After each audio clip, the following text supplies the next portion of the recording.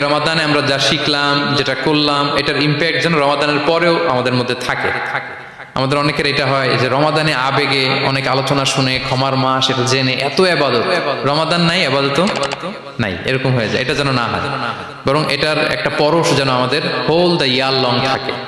আরব শায়েখরা বলেন যে কুন রব্বানি লা তাকুন রমাদানি, রব্বানি হও, রমাদানি হও না। মানে রমাদান আসছে, তুমি রমাদান কেন্দ্রিক ইবাদত নিয়ে অনেক উচ্ছ্বাস, কিন্তু রমাদান শেষ, ইবাদত শেষ, এমনটা যেন না হয়।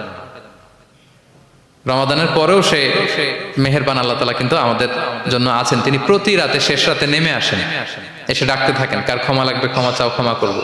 কে বিপদে পড়েছো বলো, আমি উদ্ধার করব। তো তিনি আরশের উপর থেকে প্রথম আসমানে নেমে আসলেন দেওয়ার জন্য। আমি ঘুম থেকে জাগতে পারলাম না, নেয়ার জন্য। এটা হইলো?